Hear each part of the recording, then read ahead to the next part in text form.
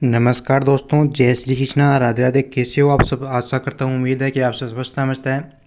तो दोस्तों, अगर आप भी कर रहे हैं इस बार बीएसटीसी एग्ज़ाम, पीटीटी एग्ज़ाम 2024 की तैयारी, तो आप सबके लिए हमारी क्लास वो बड़ी इंपॉर्टेंट रहने वाली है। सारे क्वेश्चन है वो नए जीके के अनुसार मैं करवाने वाला हूँ, और पूरे क्वेश्चन को ज़रूर पढ़ना मेरे दोस्तों, और क्लास के एंड तक जरूर बने रहना। यहीं से आपके एग्जाम के अंदर प्रश्न है वो छपने वाले हैं। पहला प्रश्न देखिए आपसे क्या पूछा है, बहुत ही शानदार लाजवाब प्रश्न है। बार बार पूछे जा रहे क्वेश्चन लेकर आया हूँ मैं आज आप सबके लिए। क्वेश्चन नंबर 1 हमारा कि एक ही वंश से संबंधित बिलों के गांवों के मुखिया कहलाता है। ऑप्शन ग्रामीण, हैरावल, अमलदार, तदवी या बसाओ। इन चारों ऑप्शनों में से आपका सही जवाब कौन सा होगा? एक ही वंश से संबंधित बिलों के गांव का मुखिया कहलाता है, क्या कहलाता है? तदवी या बसाओ कहते हैं भाई। क्या कहते हैं? तदवी या बसाओ। डी नंबर ऑप्शन अपना यहाँ पे सही आंसर होगा। अगला प्रश्न देखिए, निम्न में से सही सुमेलित नहीं है, यानी सही सुमेलित नहीं है उस ऑप्शन को चूज करना है। प्राकृतिक प्रदेश राजस्थान के कुल क्षेत्रफल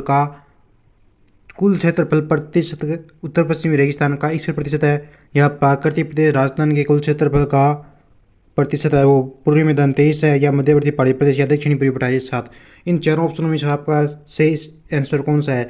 तो यहाँ पे देखिए, सही सुमेलित नहीं है ये पूछा है। तो उत्तरी पश्चिमी रेगिस्तान 51% भूभाग फैला है, ये भी सही है। पूर्वी मैदान 23 है, ये भी सही है। दक्षिण पूर्वी पठारी ये 7 है, ये भी आपका सही है। लेकिन 3 नंबर ऑप्शन जो आपको दे रखा है मध्य पर्वतीय पहाड़ी प्रदेश, ये आपका क्या है यहाँ पे गलत है। तो आपका सही जवाब हो जाए 3 नंबर ऑप्शन। ठीक है, अगला प्रश्न देखिए, मीणा व कंजर जाति का मुखिया क्या कहलाता है? ऑप्शन सहलोत, गमेती, कोतवाल या पटेल। मीणा व कंजर जनजाति का मुखिया क्या कहलाता है? बताइए भाई, कमेंट कीजिए, फटाफट से आंसर दीजिए कि मीणा व कंजर जनजाति का मुखिया क्या कहलाता है। तो ये कहलाता है मेरे दोस्तों पटेल। क्या कहते हैं? मीणा व कंजर जाति का जो आपका मुखिया होता है इसको पटेल कहते हैं। जो भी स्टूडेंट यहाँ पे डी नंबर ऑप्शन को लॉक करें उनका सही आंसर होगा। अगले प्रश्न की तरफ देखिए कि देवनारायण की पढ़ में सर्प के साथ उनके घोड़ी लीलन को किस रंग में रंगा जाता है?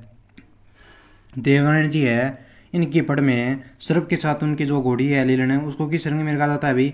ऑप्शन काले, हरे, पीले या लाल। क्वेश्चन है वो एग्जाम की दृष्टि से बड़ा इंपॉर्टेंट है, स्टार मार्क कर लेना। ऐसे ही प्रश्न आपके एग्जाम में छपेंगे भाई।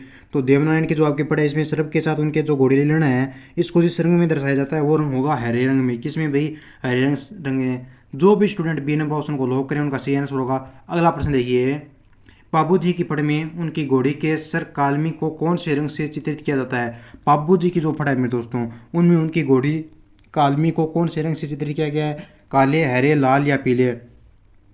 तो यहाँ पर आपका सही जवाब हो जाएगा कौन सा? काले रंग में चित्रित किया गया है। किस रंग में भाई? काले रंग में। जो भी साथी ए नंबर ऑप्शन को लॉक करें उनका सही आंसर होगा। आगे बढ़िए, अगला प्रश्न देखिए क्या पूछा है कि सबसे प्राचीन लोक नाट्य का मेरू नाटक कौन सा है जो संपूर्ण भारत का एकमात्र दिन में प्रदर्शित होने वाला लोक नाट्य है? उस लोक नाट्य का नाम बताना जो आपका प्राचीन है, और मेरू नाट्य भी है जो संपूर्ण भारत का है, जो एक दिन में क्या किया जाता है उसको पूरा किया जाता है। ऑप्शन रामलीला, रासलीला, भवाई या गौरी या राई। इन चारों ऑप्शनों में से आपका सही आंसर कौन सा हो जाएगा? तो वो होगा आपका यहाँ पे गौरी या राई। सही आंसर होगा आपका। डी नंबर ऑप्शन को लो करो। अगला प्रश्न देखिए आगे क्या है। देखो दोस्तों, अगर आप भी करें बीएसटीसी एग्जाम, पीटीटी एग्जाम और सीटी 2024 की तैयारी, आपको ऑनलाइन क्लासें सारी फ्री में उपलब्ध कराई जाएगी। इसके लिए आपको ये जो नीचे नंबर दिखाई दे रहे हैं ना, इन पे क्या करना होगा? मैसेज करिए, व्हाट्सएप को ज्वाइन करना पड़ेगा। ठीक है दोस्तों, नंबर क्या है? नंबर है 9057001547। अगला क्वेश्चन देखिए कि राजस्थान की पहली विधानसभा का समय है। राजस्थान की आपकी जो पहली विधानसभा है इसका समय कितना है भाई? ऑप्शन 1952, 57, 51, 56, 54, 59 या 50, 55। राजस्थान की पहली विधानसभा का समय पूछ लिया जाए, अगर आपके एग्जाम में ये क्वेश्चन आता है तो वहाँ पर आपको सही कमेंट बॉक्स में यानी सही आंसर देना होगा आपको 1952 से 57 के। ठीक है। जो भी साथी यहाँ पे ए नंबर ऑप्शन को लॉक करे हैं उनका सही आंसर होगा। आगे बढ़िए, अगला प्रश्न देखिए कि राज्य के मंत्रिपरिषद का प्रधान मुख्यमंत्री होता है। संविधान के किस अनुच्छेद में यह व्यवस्था है कि राज्य के मंत्रिपरिषद का प्रधान होता है वो आपका मुख्यमंत्री होता है? यह संविधान के कौन से अनुच्छेद में यह व्यवस्था है भाई? ऑप्शन अनुच्छेद 166, अनुच्छेद 164, अनुच्छेद 163 या अनुच्छेद 165। जो भी साथी यहाँ पे इस क्वेश्चन का अनुच्छेद 163 वाले ऑप्शन को लॉक करें उनका सही आंसर होगा कि राज्य के मंत्रिपरिषद का प्रधान मुख्यमंत्री होता है। यह संविधान के कौन से अनुच्छेद में है? तो अनुच्छेद 163 याद रखना। ठीक है, कौन सा? अनुच्छेद 163। अगला प्रश्न, वह शासक कौन सा है जिसे सिपाही का अंश कहा जाता है और कर्नल टोड ने जिसे सैनिक के भग्नावशेष की संज्ञा दी है? वह शासक कौन सा है जिसे सिपाही का अंश भी बोला जाता है और कर्नल जेम्स टोड ने उसे सैनिक भग्नावशेष की संज्ञा दी है भाई? ऑप्शन राणा सांगा, उदय सिंह प्रताप या जगत सिंह द्वितीय।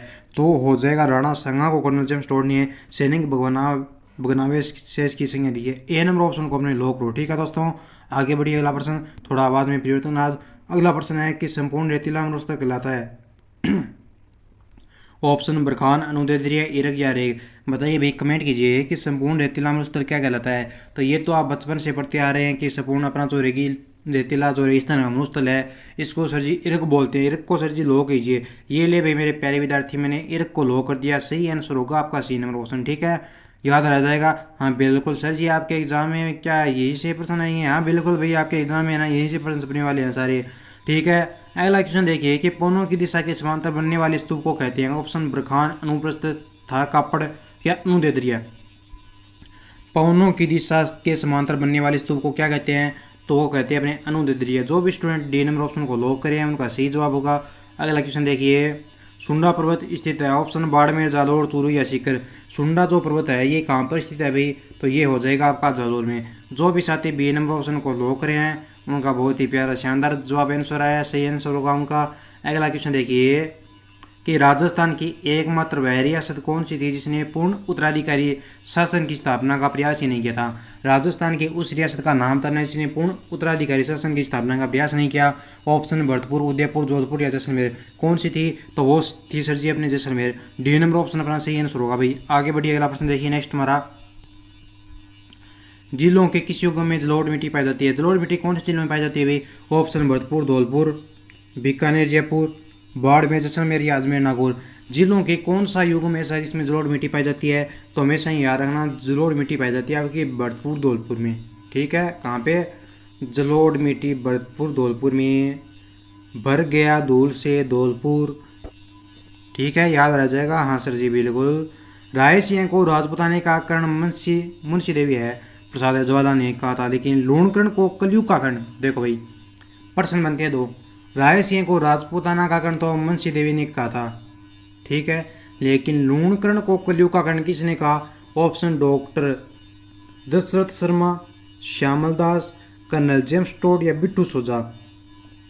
तो लूणकर्ण को कलयुग का कर्ण कहा था बिट्टू सोजा ने। ठीक है, डी नंबर ऑप्शन अपना बहुत ही शानदार लाजवाब आंसर है। सभी बच्चों ने एकदम यहाँ पे शानदार आंसर दिया है। सर जी हमें आंसर दिखा भाई। देखो ऐसा मत करो, ऐसा मत देखो, अपनी इच्छा पर अपने जवाब दो, अपने मन की इच्छा से। अगला प्रश्न है कि राज्य में किस जिले में सर्वाधिक वन पाए जाते हैं? ऑप्शन चित्तौड़गढ़, उदयपुर, बांसवाड़ा या डूंगरपुर। तो यहाँ पे आपका सही जवाब हो जाएगा उदयपुर जिला। इसमें राजस्थान में सर्वाधिक वन पाए जाते हैं। दोस्तों आपके इस क्लास से पक्का प्रश्न छपेगा बीएसटीसी के एग्जाम में, बार बार पूछे जाने वाले प्रश्न है। ठीक है, अगला क्वेश्चन देखिए नेक्स्ट हमारा।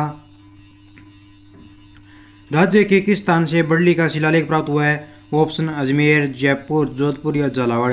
राज्य के किस स्थान से बरली का शिलालेख प्राप्त हुआ है? बहुत ही शानदार एग्जाम की दृष्टि से मोस्ट इंपोर्टेंट क्वेश्चन है भाई ये। ठीक है, बार बार पूछे जाने वाला प्रश्न है। राज्य के किस स्थान से बरली का शिलालेख प्राप्त हुआ है? इस प्रश्न का जवाब देना है आपको कहाँ पर? जब क्लास समाप्त हो जाए उसके बाद। ठीक है, होमवर्क क्या है ये प्रश्न आपका। अगला प्रश्न क्वेश्चन देखिएगा कि राजस्थान के गठन के विभिन्न चरणों और उनकी गठन की तिथियां बतानी है आपको। ठीक है, ऑप्शन जोड़ा सुमिलित नहीं है, जो सही जोड़ा सुमिलित नहीं है ना वो आपको बताना है। वर्तमान राजस्थान 1 नवंबर 1956 सही है। षष्ठम चरण जनवरी 1950 ये भी सही है। प्रथम चरण जो मत्स्य संघ आपका ये 18 मार्च 1948 को इसका गठन किया गया है, ये भी सही है। लेकिन डी नंबर ऑप्शन देखिए दोस्तों कि संयुक्त वृहत चरण है ये 15 मार्च 1948, ये गलत है आपका। ठीक है, 15 मार्च 1948 ये है ना जो आपका ये संयुक्त वृहत चरण, ये आपका गलत हो जाएगा यहाँ पे। ठीक है, अगला प्रश्न देखिए नेक्स्ट हमारा। निम्नलिखित में से मेवाड़ के किस शासक को शिशु अवस्था में पन्नादाई ने अपने पुत्र का बलिदान देकर बताया? वाह सर जी, बहुत ही शानदार लाजवाब वाला प्रश्न है। सर जी दिल मारो बावड़ हो गयो। अरे वाह रे भाई लाडले, क्या बात है, कितना शानदार क्वेश्चन है। धुआं धुआं कर दो लाडलों क्लास को फटाफट से शेयर करके हो। निम्नलिखित में से मेवाड़ के किस शासक को शिशु अवस्था में पन्नादाई ने अपने पुत्र का बलिदान देकर बचाया? तो वो कौन था भाई? तो ये तो बच्चे को चप्पे चप्पे में पता है, आपको बताने की जरूरत नहीं है भाई। बता दीजिए, कमेंट कीजिए, आंसर दो वरना मुर्गा बना दूंगा। तो वो था आपका महाराणा उदय सिंह। सी नंबर ऑप्शन सही जवाब होगा। अगला प्रश्न, किसके राज्याभिषेक को राजमहलों की क्रांति के नाम से जाना जाता है? वाह भाई, क्या शानदार क्वेश्चन है कि किसके राज्याभिषेक को राजमहलों की क्रांति के नाम से जाना जाता है? महाराणा प्रताप, उदयसिंह, मालदेव या चंद्रसेन। तो यहाँ पे आपका सही आंसर हो जाएगा महाराणा प्रताप को। ए नंबर ऑप्शन को लॉक करो भाई। अगला प्रश्न देखिए, आदर्शी लाल श्रीवास्तव ने किस युद्ध को बादशाह बाग का युद्ध कहा है? ऑप्शन दिवेर का युद्ध, हल्दी घाटी का युद्ध, या ग्रीष्मेल का युद्ध, या खानवा का युद्ध।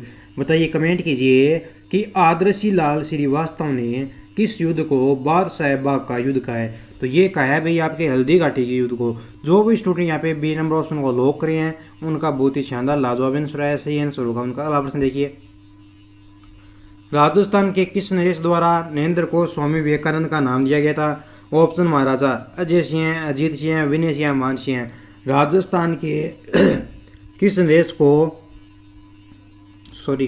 राजस्थान के किस नरेश द्वारा नरेंद्र को स्वामी विवेकानंद का नाम दिया गया? तो वो दिया गया आपका महाराजा अजीत सिंह के द्वारा। बी नंबर ऑप्शन आपका यहाँ पे सही आंसर होगा, ठीक है। अगला प्रश्न, संयुक्त राजस्थान का 18 अप्रैल 1948 को किसके, रुको एक मिनट, संयुक्त राजस्थान का 18 अप्रैल 1948 को किसने उद्घाटन किया? ऑप्शन के एम मुंशी ने, माणिक्यलाल वर्मा, जवाहरलाल नेहरू, या महात्मा गांधी। तो संयुक्त राजस्थान का 18 अप्रैल 1948 को किसने उद्घाटन किया संयुक्त राजस्थान का?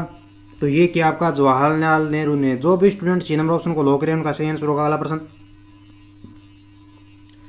मेवाड़ के महाराणा भूपाल सिंह किस वर्ष में राजस्थान के महाराज प्रमुख बने? मेवाड़ के महाराणा भूपाल सिंह किस वर्ष में राजस्थान के महाराज प्रमुख बने? तो ये बने भाई आपके सन 1949 में। सी नंबर ऑप्शन अपना यहाँ पे सही आंसर होगा। अगला प्रश्न देखिए कि आज़ादी के बाद जोधपुर के कौन से शासक अपनी रियासत को एक स्वतंत्र इकाई रखना चाहते थे? आज़ादी हो जाने के बाद भी ऐसा कौन सा शासक था जो अपनी रियासत को स्वतंत्र इकाई के रूप में रखना चाहता था? ऑप्शन महाराजा हनुमत सिंह, उमेद सिंह, भीम सिंह, या भूपाल सिंह। तो यहाँ पे आपका सही कमेंट कीजिए, आंसर दीजिए। तो महाराजा हनुमत सिंह। इसको सीधा याद रखने का बाद देखो भाई, कोई चीज़ ध्यान ना रहे तो उसकी अपने वास्तविक जीवन में किसी न किसी बात से या घटना से उसका संबंध स्थापित कर दो ताकि उस चीज़ को आप कभी भूलो ना। तो इसका मैं संबंध स्थापित करता हूँ आपके हनुमत से। हनुमंत का मतलब हो गया हनुमान। हनुमान क्या था भाई? किसी का नौकर नहीं था, वो श्री राम की ओनली भक्ति करता था। तो उसके हिसाब से आप यहाँ पे रख सकते हो कि हनुमान एक स्वतंत्र था, तो हनुमान से हो गया आपका हनुमत सिंह, ठीक है। अगला प्रश्न देखिए नेक्स्ट हमारा, किसे महाराणा प्रताप का पंथ प्रदर्शक कहा जाता है? ऑप्शन राव मालदेव, चंद्रसेन, मोटा राजा उदय सिंह, या अमर सिंह राठौड़। तो यहाँ पे सही कमेंट कीजिए कि आंसर कौन सा होगा कि महाराणा प्रताप का पंथ प्रदर्शक कहा जाता है। तो ये कहा जाता है भाई आपके राज चंद्रसेन को, ठीक है, राव चंद्रसेन को। B number option. अगला प्रश्न, 1 मिनट देखिए, मैं आगे क्वेश्चन दे लेता हूँ, चेक कर लेता हूँ कितनी क्वेश्चन हो रहा है, थोड़े ही यहाँ पे पढ़ देंगे। कनौज पर अधिकार है तो ये नहीं पढ़ेंगे। अगला प्रश्न देखिए, नहीं आएगा। राजस्थान के एकीकरण की प्रक्रिया में सर्वप्रथम गठित होने वाली इकाई थी? ऑप्शन राजस्थान रंग, वरिष्ठ राजस्थान, मत्स्य संघ, या संयुक्त राजस्थान।